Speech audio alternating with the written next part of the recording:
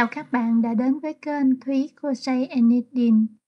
Nếu mà đây là lần đầu các bạn đã tham gia kênh thì xin đăng ký kênh để các bạn có những cập nhật những nội dung mới và những cái kiến thức mới về đan móc. Thì hôm nay mình sẽ hướng dẫn các bạn làm thế nào mà để tạo một cái chart, một cái biểu đồ cho cái đan móc của mình bằng kỹ thuật Excel, Microsoft Excel. Tức là một cái bản đồ, một cái graph, một cái chart của riêng mình bằng Excel. Mình sẽ chia sẻ với các bạn. Trước tiên mình mở cái Excel, mình mở Excel lên. Thì đầu tiên mình phải điều chỉnh cái cột làm cho nó vuông. Thì mình để điều chỉnh thì mình click vào đây, mình chọn nó, mình chọn hết tất cả và mình ở đây mình để vào cái cột nó gọi là column đó, mình bấm phải chuột, mình phải click vào đây và mình bấm phải chuột thì mình có cái column width tức là chiều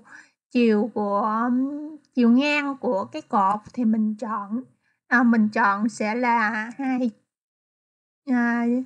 2.14 và mình click trái chuột OK thì mình sẽ được cái hình vuông như vậy, nó giống như graph. Rồi nếu mà mình muốn chọn về cái cột thì mình chọn hàng, thì ở đây mình click, mình chọn hàng, mình click phải chuột thì nó có row 2 tức là chiều cao của cái hàng, mà chiều cao này thì mình được rồi thì mình sẽ để cái cột như vậy.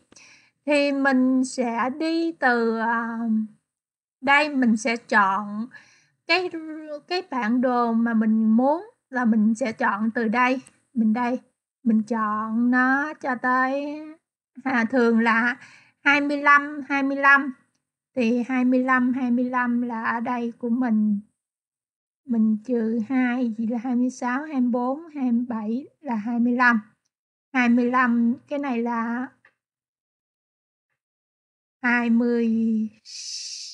25 của mình đây. Khi mà mình chọn xong thì mình vô border, mình ở đây mình kích chuột, mình vô more border, mình chọn nó và mình chọn outline và mình chọn inside, mình kích OK thì mình sẽ ra cái chart là mình muốn. Khi đó thì thường cái Excel thì mình cột là từ cái corner ở đây 1 cho đến tiếp theo. Nhưng mà khi mà mình sử dụng chart để mà mình vẽ cho đan móc thì mình từ cái corner ở bên phải của mình. Thì để đây mình 25 thì mình biết ở đây là 25, mình đánh 25. Mình đánh dài xuống, không phải là mình đánh từ đây 1 cho tới 25.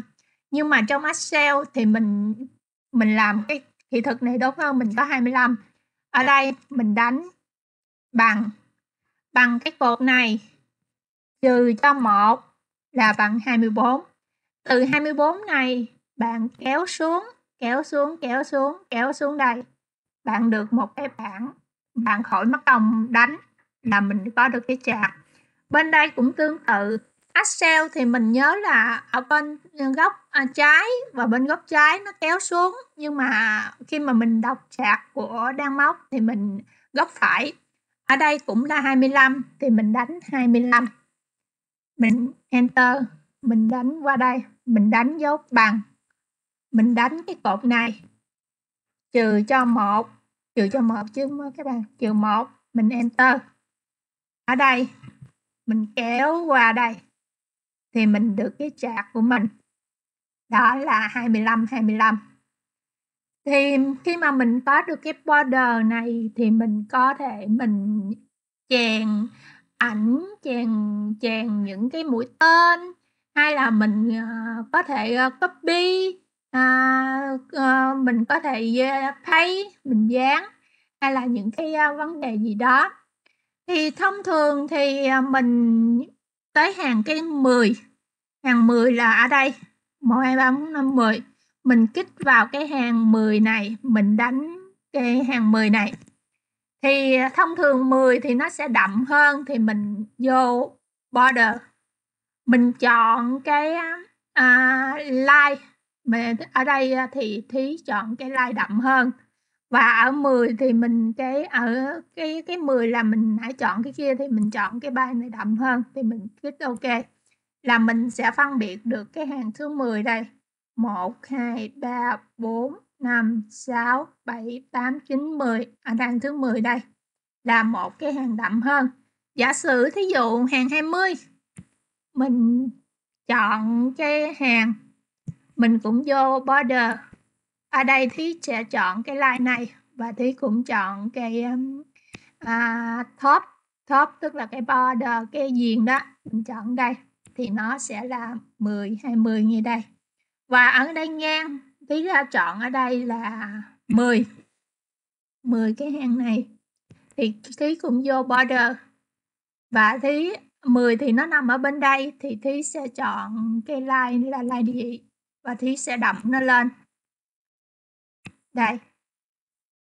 Đây, các bạn thấy là mình có ô 10, 10. Và ở đây mình cũng tương tự, mình làm tương tự, mình vô border. Và ở đây mình chọn cái line này. Các bạn có thể chọn cái line, các bạn có thể chọn màu của line, chọn shift tùy, nhưng mà thường thì mình sử dụng cái màu này làm cho mình dễ thấy. Khi mà các bạn muốn fill cái ô này, giống như cái ô này các bạn muốn fill màu vàng, các bạn fill màu vàng vô. Cái ô này các bạn muốn fill màu xanh, các bạn fill màu xanh vào.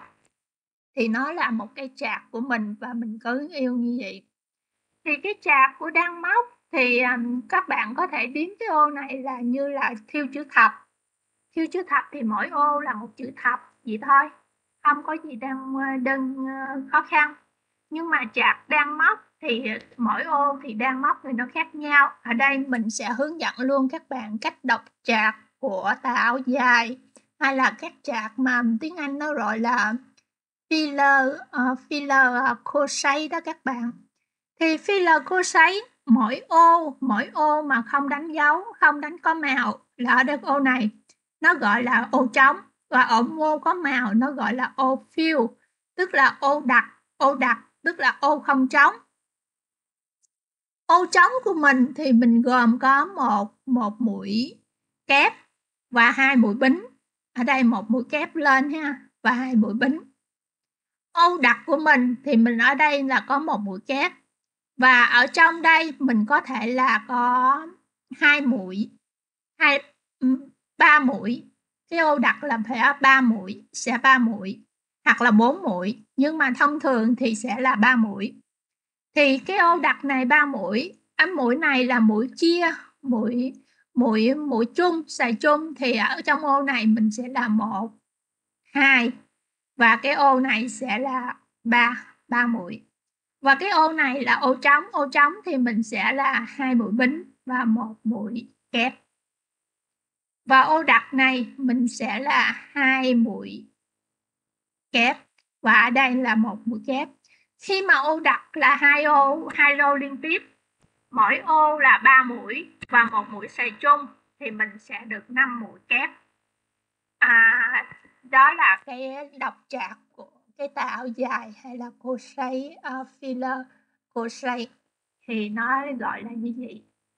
Nó cũng không có khó khi mà các bạn sẽ đọc lại như vậy.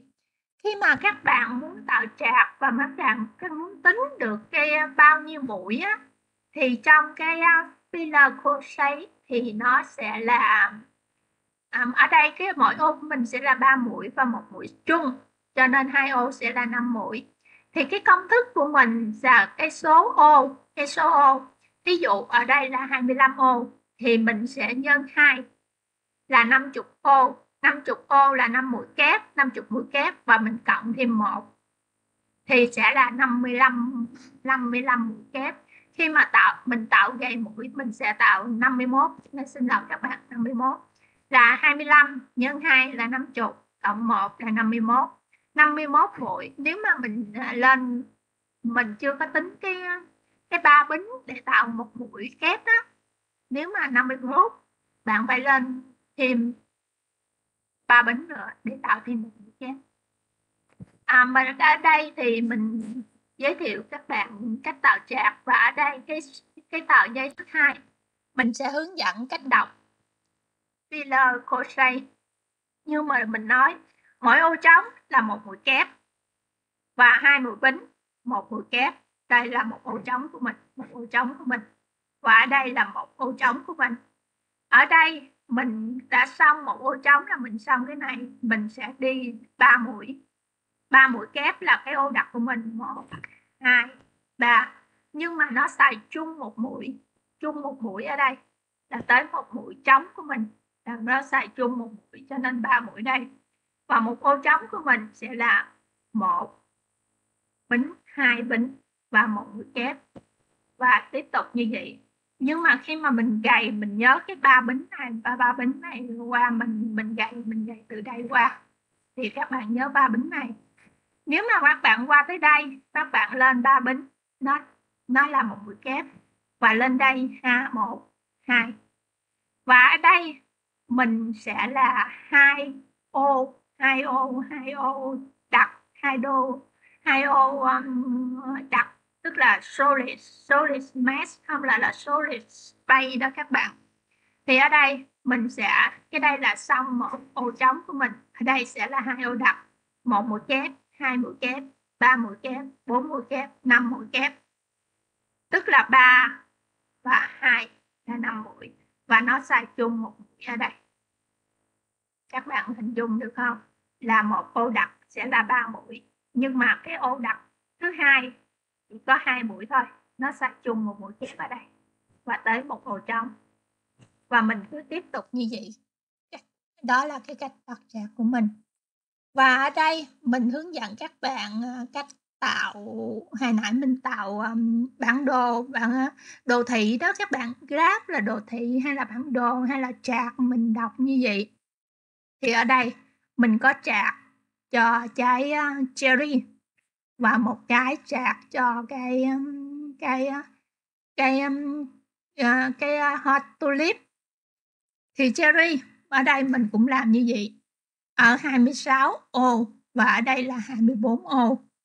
Thì mình đọc chart, các bạn có thể tùy các bạn, và các bạn có thể design là cái này là tạo dài, hay là các bạn muốn đặt hết và mai các bạn đổi màu.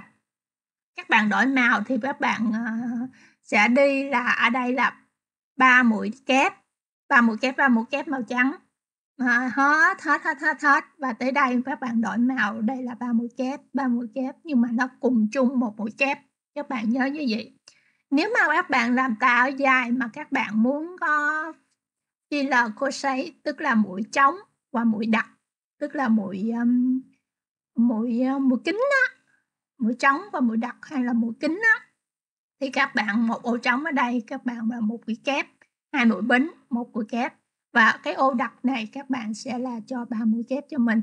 Nếu mà cái này là 1 2 3 4 ô kính, tức là 4 ô đặt, thì mình sẽ là 4 nhân 2 là 8 cộng 1 nữa là 9. Các bạn nhớ ha. Cái này là